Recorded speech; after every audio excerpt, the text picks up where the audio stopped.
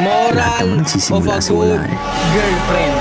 Basta By magpatuloy Liz ka na at huwag kang Chu. mawawala ng pag-asa. Tara, Panahon lang yan. simulan na natin. Basta magtiwala ka lang. Guys, if meron na kayong boyfriend, please parang awa nyo na, wag na kayo mag-entertain ng mga lalaki sa DMs nyo. Please. If you wanna know all about it, here we go! Girls, pag may boyfriend ka na, please, yung mga boys na nagre-reply sa stories mo na pa-simple na heart emoji, smile emoji, flower emoji, stop replying to those boys. Respect your man, respect your boyfriend, especially if he's a good man. He doesn't cheat, he assures you he loves you, he's consistent with you. Just respect him. Even kahit nakatalikod siya, respeto mo siya. Kahit nasabihin mo na, it's just a message, it still hurts him. It still hurts him. Please, and don't say any bad words to him.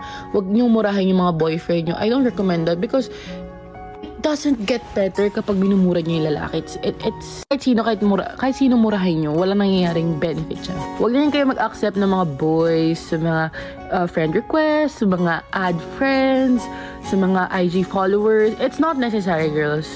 Yung mga boys na yan, naghihintay lang yan na mag-break kayo or they're watching you. Probably ini-evil ay yung relationship mo. Gusto mo ba yun, di ba? So, those are some tips. Moral of a good girlfriend. Sabi ni Ate Liz Chu. Moral? Moral? Kaya lang naman nagiging komplikado ang isang relasyon. It is because mas magaling pa ang mga modern kababaihan ngayon na mangbaliktad ng sitwasyon kaysa aminin ng totoo na sila yung mali. I'll give you some example of an accurate scenario. Ganto yan. Pag nakita mo at nahuli mo sa akto yan at sinabihan mo siya, ito yung mga common na rason yan. Linya number 1, nireplyan ko lang. Pangalawa, ito yung linya niyan. Kaibigan ko lang yon, walang mali siya. Pangatlo, pinsan niya ng pinsan ko. Hindi mo nga kilala, maniniwala ka ba? Malamang hindi. Pang-apat na rason, wala ka bang tiwala sa akin? Paano magtitiwala? Nahuli mo na nga, di ba?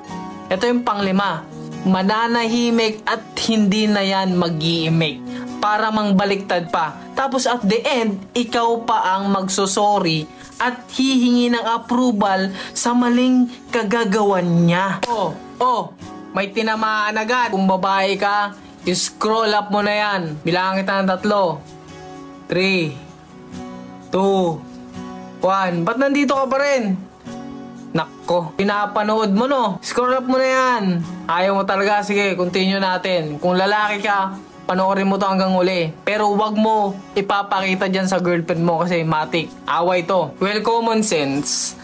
Matatalino yung mga babae niyan. Alam nila yung boundaries na tinatawag. Kasi kapag ikaw yung gumawa nun sa kanila, matik talaga.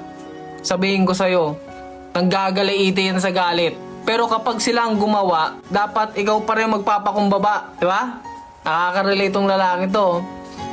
Exactly. Naghahanap ng may emotional intelligence pero sila wala.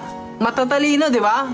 Ang kaso, may sariling sistema at definition ng salitang tama kahit mali na. Tama?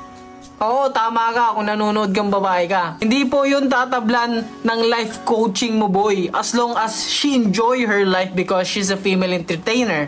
Ikaw lang ang mapapagod, kakaintindi sa sistema niyan.